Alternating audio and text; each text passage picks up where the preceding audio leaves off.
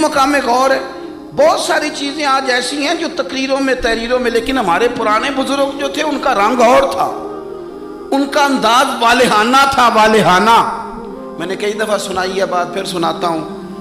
بڑی عید پہ نا میرے والد صاحب چاول لائے، غریب گھر تھا تو ثابت چاول اور بہترین چاول کم ملتے تھے، تو جو زیادہ اچھے چاول تھے اماں جی نے ایک دفعہ پکائے تو وہ بڑے اچھے لگے، تو سب نے تعریف کری کہ چاول بڑے اچھے ہیں.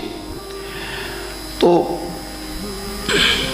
تھوڑے دنوں کے بعد چاول پکے تو وہ والے نہیں تھے، تو ابا جی کہنے لگے والدہ سے کہ وہ چاول کتنے نہیں، یہ نویں پکا لینے آج. تو اماں جی فرمانے لگیں کہ چاول بڑے سونے تھے، پیارے تھے، میں نے رکھ دیے ہیں، 10 محرم کو امام حسین کی نیاز پکائیں گے. ہمارا نا آپ نے ناراض نہیں ہونا، محفل میلاد کی ہو یا 10 محرم کی ہوتے نہیں جاؤ گے ناراض. محفل کے منتظمین اگر مجھ سے بگڑ نہ جائے تو بات کر دوں، کم مشکوک ہو گیا، رہن دئیے کوئی اور ہی کر لئیے، کر دیں جی. محفل شریف کی جو لنگر ہے اس کو کہتے ہیں یہ تبرک ہے، ایسے ہی ہے، ہوتا بھی ہے، وہ تبرک ہوتا ہے نا جی. تو جو شاپر میں چاول تبرک صاحب ہیں وہ نعت خواں بھی کھا لے گا، کوئی مسئلہ نہیں، اس کے لیے مرغن غذا کی کیوں اہتمام کیا ہے، اس کو تبرک نہیں گزرتا الگ سے، پیر صاحب کو نہیں گزرتا، ان کے الگ سے نہیں گزرتا یہ تبرک. وہ خدا کے بندو، غریب کو تو لوگ اب تو تگڑے بندے افطاریاں بھی سیاسی کراتے ہیں،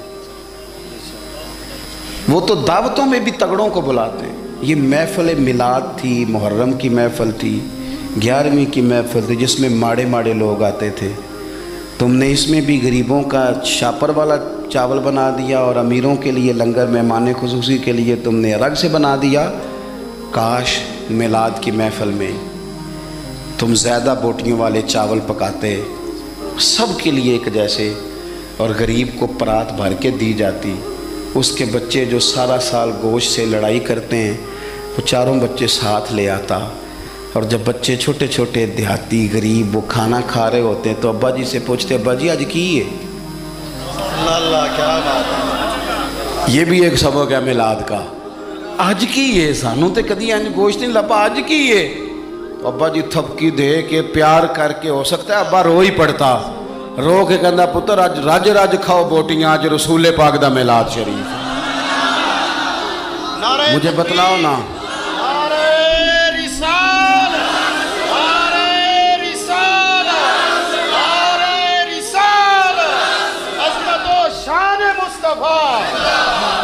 دیکھو نا، میں آپ بڑا اہتمام کیا آپ نے، آپ بڑے پیارے لوگ ہیں، پر میری ڈیوٹی لگائی ہے نا آج آپ نے سمجھانے کی.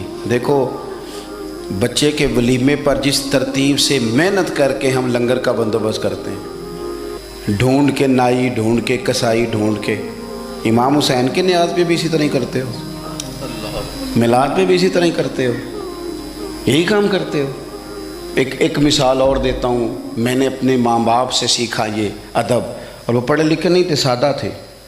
میری اماں جی مجھے کہتی محرم والے دن کہ جا مینوں نا ٹوٹیاں لے آ دے، میں کھیر ونڈنی. ٹوٹیاں دا پتہ جے؟ چلو شکر ہے تسی کافی بندے پینڈو نکل آئے ہو، ورنہ تو لوگ مانتے نہیں کیسی پینڈو ہاں. ٹوٹیاں لا دو. تو مینوں ذرا سائیکل تے جانا پیندا سی 2-3 کلومیٹر، تو میں کہتا اماں جی میں پوچھے استاداں نوں، ختم پرات وچ بھی ہو جاتا ہے، آپ دلا لیں ہو جاتا ہے، پلیٹوں میں بھی مطلب کوئی مسئلہ نہیں. اماں جی کہندے تو نا اپنے مسئلے رکھ اپنے کول، میں نے ٹوٹیاں لے آ کے دی. تو وہ چلے جاتا. ایک دن میں تھوڑا سا نا تنگ ہو کے بھی گیا، یار حد ہو گئی ہے، اماں جی مسئلہ سمجھتی نہیں، میں اتنے بڑے مفتیوں کا قول سنا رہا ہوں. امام اعظم ابو حنیفہ کی والدہ امام صاحب کے ایک شاگرد تھے، وہ واعظ تھے، بڑی زبردست تقریر کرتے تھے. امام صاحب کی ماں کہتی جاؤ مجھے اس سے مسئلہ پوچھ کے بتاؤ. تو امام صاحب کہتے اماں مجھ سے مسئلہ پوچھ لے. تو ماں کہتی تو بچہ ہے، ماں کے لیے تو بچہ ہی تھے نا، وہ اس سے مسئلہ پوچھیں. تو حضرت امام صاحب اپنی والدہ کا وہ استفتاء سمجھیں لے کے اس شاگرد کے پاس جاتے، مسئلہ کہتا استاد جی مجھے تو نہیں نا مسئلے آتے، آپ بتائیں. تو امام صاحب کہتے میری اماں تیرے نام پہ مطمئن ہوتی ہے. یہ احترام دیکھو. فرماتے اچھا میں تجھے اس سوال کا جواب بتاتا ہوں پھر تو مجھے بتا. اور پھر میں اپنی اماں کو جا کے بتاؤں گا تاکہ میری بوڑھی ماں سادی طبیعت ہے وہ ذرا اطمینان میں آ جائے گی۔ وہ میری اماں جی مجھے کہنے لگی ٹھوٹیاں تے لے آنیاں ہی پینیاں۔ میں چلا گیا، لے کے آیا، لا کے میں نے پیش کر دی۔ تو میں نا اس دن تھوڑا سا میں نے پوچھا گھبرا کے، میں کہ اماں جی مثلا ٹھوٹیاں دی ایڈی لوڑ کا دیے؟ بغیر ٹھوٹیاں تو نہیں امام حسین دے نام دی کھیر ونڈی جاندی، ضرورت کی ہے؟ تو اماں جی کو پتہ تھا، تھوڑا غصے میں گیا ہے، پسینے میں شرابور واپس آیا ہے، تو ان کا لہجہ وہ ہو گیا جو ماں کا پھر سمجھانے کا لہجہ ہوتا ہے۔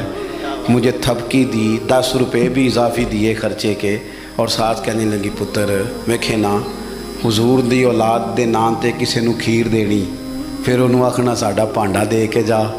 نبی پاک دی اولاد دے نام تے جو دے چھڑیا سو دے چھڑیا، ختم ہو گئی بات، ختم ہو گیا۔ اب اسے کہنا برتن دے کے جا، اس لیے پلیٹیں بھی جائیں یہ حضور کی اولاد کے نام کا لنگر۔ تیری نسل پاک میں ہے بچہ بچہ نور کا، تو ہے عین نور تیرا سب گھرانہ نور کا۔ تو ایک تو ان سے والہانہ پن۔ پانچویں اور آخری بات، اپنے بزرگوں کے صرف دن نہیں منانے، دین صرف منانے نہیں آیا دنیا میں، دین تو اپنانے کے لیے آیا ہے۔ ہم نے نیرے دن نہیں منانے، نیرا اپنا سند ہی مضبوط نہیں کرنی، احترام بھی کرنا ہے حد درجے، لیکن جو ان کی سوچ ہے، جو ان کی فکر ہے، جو ان کا مزاج ہے۔ دو باتیں حضرت عمر فاروق رضی اللہ تعالیٰ عنہ میں اور امام حسین میں ایک جیسی ہیں، کامن ہے۔ ایک تو ان دونوں کا مصلی سے پیار، 100 رکعت نماز نفل پڑھتے تھے حضرت سیدنا امام حسن اور حسین فرضوں کے علاوہ۔ جو 5 بھی پوری نہیں پڑھتا وہ کہتا ہے مجھ سے بڑا امام حسین کا محب بھی کوئی نہیں۔ 5 آپ دیکھیں نا، 9-10 محرم کی درمیانی رات یزید کی فوجوں نے جب کہا کہ حسین یا جنگ یا بیعت، دو ہی باتیں، تو امام حسین رضی اللہ تعالیٰ عنہ فرمانے لگے ایک رات کی مہلت دے دو، صبح بات کریں گے۔ وہ چلے گئے۔ حضرت عباس رضی اللہ تعالیٰ عنہ عرض گزار ہوئے، حضور جو فیصلہ آپ نے صبح کرنا ہے مجھے تو ابھی اس کا پتہ ہے، بیعت تو آپ نے کرنا نہیں، تو آپ یہ سوچیں گے پتہ نہیں کوئی گنجائش نکالنے لگے ہیں، یہ عجیب سے لوگ ہیں، آپ نے رات کیوں لی؟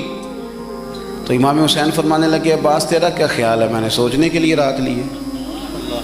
حضور کس لیے؟ تو فرمانے لگے تجھے پتہ ہے نا مجھے مصلی سے بڑا پیار ہے، تجھے پتہ ہے نا مجھے اللہ کی بارگاہ میں سجدہ کرنا کتنا سکون دیتا ہے۔ صبح میدان لگے گا، امید شہادت کی ہے، میرا دل کرتا ہے کہ رات رہ گئی ہے، رج رج کے اپنے رب کو سجدہ نہ کر لوں۔ امام علی مقام کے ماننے والوں کا سجدے سے پیار کیوں نہیں؟ عبادت آپ یقین کریں 1.5 گھنٹے کی باتیں، نیری گپ شپ، کوئی لینا دینا نہیں۔ یہ کون صاحب ہیں؟ کہتے ہیں یہ درویش ہوتے ہیں۔ اچھا جناب، درویش صاحب 1.5-2 گھنٹے گپ شپ لگائی، ادھر کی ادھر کی، فلانے کی، اس کی اس کی کہانیاں سنائی۔ نماز کا ٹائم ہوا تو کہندے تے مولویوں دا کام ہے، خدا سے ڈر۔ تو کس طرح کے لوگوں کی طرف ہم نے توجہ کر لی ہے؟ حضرت فاروق اعظم، حضرت عثمان غنی نے نا حضرت عمر کے وصال کے بعد ان کی ایک بیوہ سے نکاح کیا۔ خاتون عرض کرنے لگی حضور میں تو بڑھاپے کی طرف میرا سفر ہے، کسی خدمت کے قابل نہیں، تو میرے ساتھ نکاح سمجھ میں نہیں آیا۔ فرمانے لگے خدمت کے لیے نکاح نہیں کیا، میں عمر کی عبادت سے بڑا متاثر ہوں۔ اتنی محنت، اتنی جد و جہد، اتنی خلافت کی پابندیاں، اتنے کام کے باوجود مصلی پہ بیٹھتے ہیں تو مزہ آ جاتا ہے۔ فرمانے لگے میں نے انہیں مسجد میں رج کے سجدے کرتے دیکھا ہے۔ تجھ سے نکاح اس لیے کیا ہے کہ آپ مجھے بتائیں گی کہ سیدنا عمر گھر کی 4 دیواری کے اندر اپنے رب کو کس طرح یاد کرتے، مجھے بتائیں۔ یہ سجدوں سے دلچسپی، عبادتوں کا شوق، تلاوتوں کی لذت، درود و سلام کا ذائقہ، ہماری نا روحانی زندگی موبائل نے بڑی بے آباد کر دی ہے۔ 10 منٹ ملے نہیں تو موبائل کھولا نہیں۔ جو سب سے ضروری اور اہم کام تھا وہ تو یہ تھا کہ 10 منٹ ملتے تھے صحابہ کو، وہ نفل نیند لیتے تھے، اللہ کے ولی درویش وہ اللہ اللہ کرنے کو ترجیح دیتے تھے، مزاج نہیں۔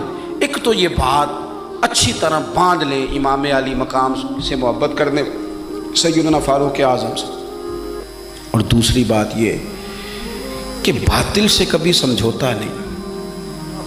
باطل کے لیے گنجائش نہیں. ہم مختلف حکمتیں، مختلف مصلحتیں، مختلف کہانیاں چھیڑ کے باطل کے لیے گنجائش پیدا کرتے ہیں. ہم یا آپ دیکھ لیں ہمارے ملک میں کیا ہو رہا ہے.